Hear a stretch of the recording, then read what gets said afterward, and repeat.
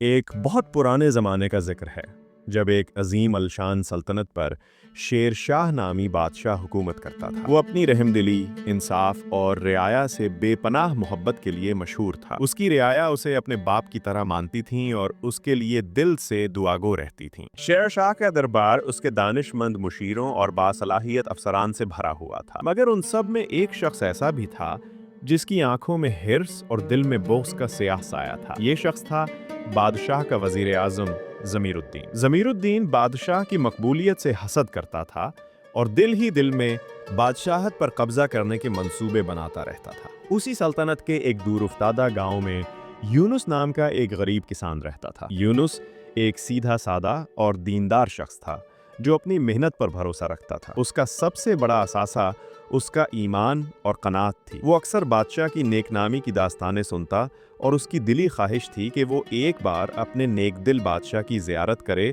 اور اسے اپنی محنت کا کوئی تحفہ پیش کرے۔ ایک دن یونس اپنے کھیت میں کام کر رہا تھا کہ اس کی نظر ایک انوکھے کدو پر پڑی۔ یہ کدو عام کدو سے کہیں زیادہ بڑا، حسین اور چمکدار تھا۔ ایسا لگتا تھا جیسے قدرت نے اسے خاص طور پر بنایا ہو۔ یونس کا دل باغ باغ ہو گیا اور اس نے فیصلہ کر لیا کہ وہ یہ کدو بادشاہ کو تحفے میں دے گا۔ یہ صرف ایک کدو نہیں تھا بلکہ اس کی کئی مہینوں کی محنت اور اس کی بادشاہ کے لیے بے پناہ محبت کا ثبوت تھا۔ یونس نے اپنے کچے گھر میں ایک خوبصورت لکڑی کا صندوق بنایا، کدو کو احتیاط سے اس میں رکھا اور سفر کی تیاری شروع کر دی۔ اس کی بیوی نے پوچھا، آپ یہ معمولی سا کدو لے کر بادشاہ کے پاس جا رہے ہیں؟ کیا آپ کو لگتا ہے کہ انہیں اس کی کوئی پرواہ ہوگی؟ یونس نے مسکرا کر جواب دیا، یہ میری محبت کا تحفہ ہے۔ اس کی قیمت اس کی ظاہری شکل میں نہیں بلکہ اس خلوص میں ہے جو میرے دل میں ہے۔ مجھے یقین ہے کہ بادشاہ میرے خلوص کی قدر کریں گے۔ یونس نے اپنا سفر شروع کیا۔ راستے میں اسے کئی مسافر ملے جنہوں نے اس کا مذاق اڑایا۔ ایک تاجر نے کہا، اے کسان،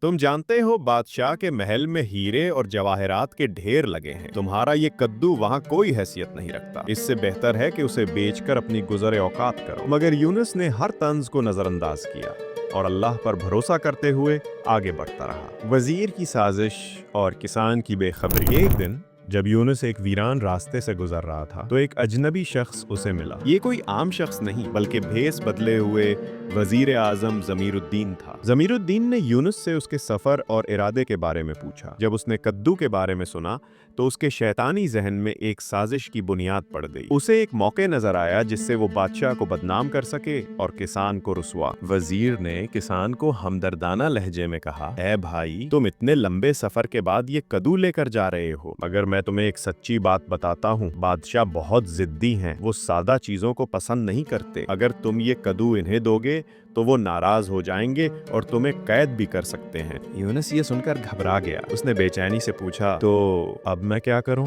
وزیر نے ایک لمبی سانس لی اور کہا، میں ایک حکیم ہوں اور میرے پاس ایک نایاب دوا ہے جو صرف ایک خاص قسم کے زہریلے سانپ کے زہر سے بنتی ہے۔ میں تمہیں ایک زندہ اور زہریلا سانپ ایک صندوق میں رکھ کر دیتا ہوں، اسے بادشاہ کے دربار میں تحفہ کہہ کر پیش کرنا۔ بادشاہ یہ دیکھ کر خوش ہوں گے کہ تم ان کے لیے اتنی قیمتی اور نایاب چیز لائے ہو۔ وزیر نے کسان کو ایک چھوٹا سا خوبصورت صندوق دیا جس کے اندر ایک نہایت زہریلا اور خطرناک سانپ تھا۔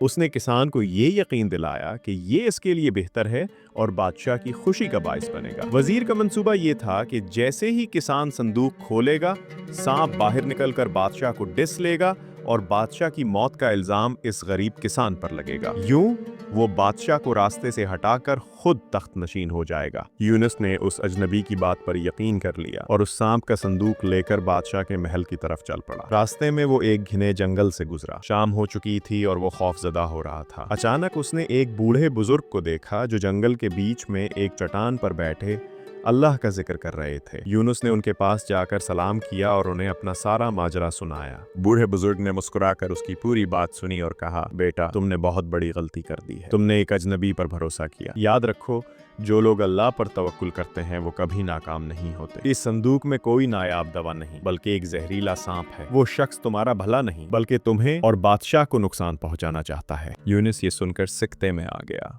اس کی آنکھوں سے آنسو بہنے لگے۔ بزرگ نے اسے تسلی دی اور کہا، مت گھبراؤ، اللہ نے تمہاری نیت کی سچائی کی وجہ سے تمہیں اس مصیبت سے بچا لیا ہے۔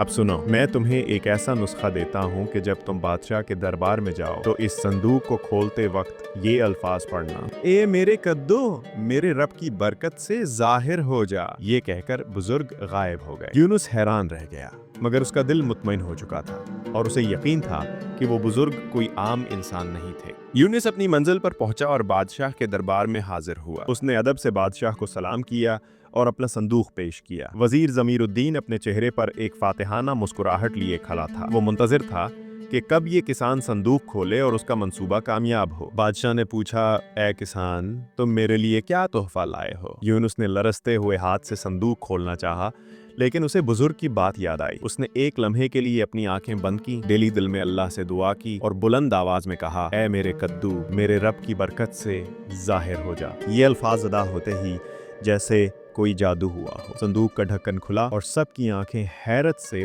پھٹی کی پھٹی رہ گئیں۔ اندر کوئی زہریلا سانپ نہیں تھا، بلکہ وہی خوبصورت، چمکدار اور انوکھا کدو موجود تھا جو یونس نے اپنے کھیت سے توڑا تھا۔ وزیر ضمیر الدین کا رنگ فاق ہو گیا۔ اس کے چہرے سے سازش کی پردہ داری ہٹ چکی تھی اور اس کے پسینے چھوٹنے لگے تھے۔ بادشاہ کو پورا ماجرا سمجھنے میں دیر نہیں لگی۔ اس نے وزیر کو فوراً قید کرنے کا حکم دیا اور کسان یونس کو سینے سے لگا لیا۔ بادشاہ نے کسان سے پوچھا: یونس، یہ کیسے ہوا؟